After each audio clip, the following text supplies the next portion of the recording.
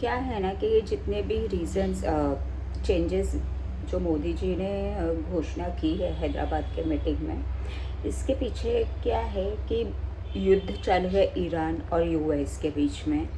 और किसी का भी युद्ध होने दो, किसी भी देश का युद्ध, भले उसमें इंडिया इन्वॉल्व ना हो, लेकिन महंगाई इंडिया में भी आएगी और फ़र्क इंडिया को भी पड़ेगा, क्योंकि सारे देशों से चीज़ें इंडिया में आती है और इंडिया की चीज़ें भी सारे देशों में जाती है। तो किसी का भी युद्ध चालू है, लेकिन इसमें हम लोग नहीं हैं, लेकिन हमारे देश को फ़र्क पड़ता है। तो हमारे देश को, हमारे भारत के इतनी जो जनता है, कितने बाप रे 40 करोड़ जनता होगी, मुझे लगता है ये तो इनको कैसे चलाएंगे हम। तो इसमें उस जनता का भी हाथ होना चाहिए, इसीलिए उन्होंने कहा। गोल्ड का क्या है ना, देख लो, सबसे ज़्यादा खपत होती है गोल्ड की भारत में। मतलब जहाँ से भी गोल्ड आता है, भारत से नहीं आता है गोल्ड, गोल्ड किसी और कंट्री से आता है। हम लोग समझेंगे एक्चुअली वो अफ्रीका या केन्या, ऐसा कुछ, तो साउथ अफ्रीका मुझे नहीं पता, पर हम लोग मुझे समझाने में आसानी होगी, इसीलिए मैं आपको बताना चाहती हूँ कि हम लोग समझेंगे अमेरिका से वो आता है, ओके। और अमेरिका का जो डॉलर है वो आज के डेट में $1 यानी कि इंडिया का 90 रुपया है, ठीक है, आज के डेट में। लेकिन इसके 1-2 साल पहले की बात है, या तो 2-3 साल पहले की बात है, $1 वहाँ का यहाँ का 250 रुपया हुआ करता था। आप समझ रहे हो, गणित मैथ्स आप समझ रहे हो क्या? तो इसमें क्या हुआ, अभी वहाँ से जब सोना भारत में आता है, क्योंकि भारत के लोगों को सोना बहुत पसंद है, उनको सोना पहन के घूमना दिखाना हम लोग बहुत हमें, ये एक हमारी मेंटालिटी है। इसमें मैं किसी को टॉन्ट मारना नहीं चाहती हूँ, ये भारत की मेंटालिटी है, उसमें मैं भी आती हूँ, मेरी भी ऐसी ही सोच है कि सोना बहुत अच्छा है। और फिर हमें जब सोना खरीदते हैं दूसरे देश से, सबसे ज़्यादा हम लोग खरीदते हैं, और उसका बिल जो हम देते हैं वो हम लोग INR में नहीं देते हैं, इंडियन रुपए करेंसी में नहीं देते हैं, जहाँ से वो आता है।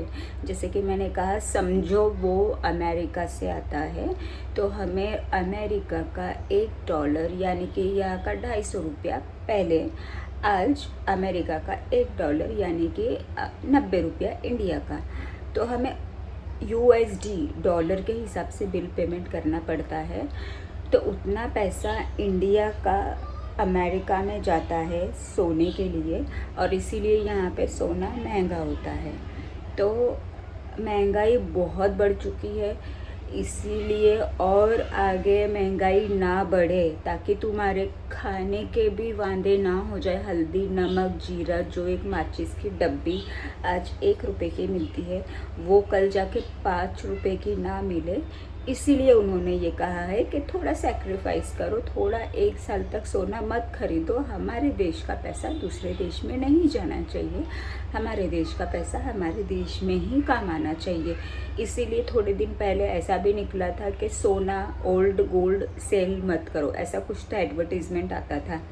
हमारा सोना बेचना नहीं है, हमारे जूने सोने बेचने नहीं हैं, यहीं पे रखना है, ऐसा कुछ तो मैंने देखा था। क्योंकि अगर हम सोना नहीं खरीदेंगे 1 साल तक, ऑटोमेटिक क्या होगा, सामने वाले देश को पता चल जाएगा ये लोग नहीं खरीद रहे, और उन्हें तो बेचना है क्योंकि उन्हें भी पैसों की ज़रूरत है। तो वो लोग थोड़ा कम पे आएंगे, या तो इंडियन करेंसी में ही पैसा में वो बिलिंग करेंगे।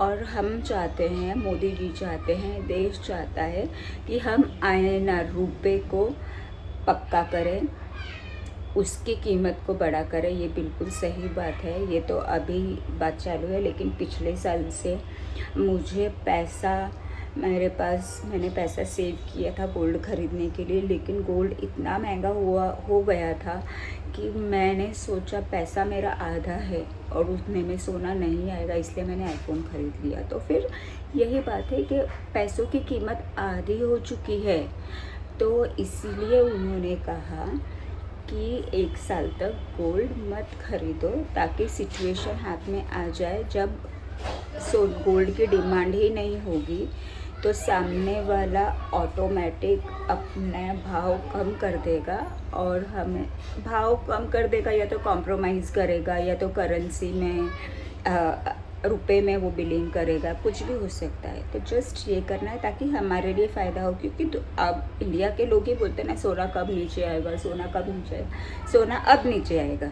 जब आप ऐसा करोगे। आप समझ रहे हो, बात की गहराई को समझो। Next to be continued.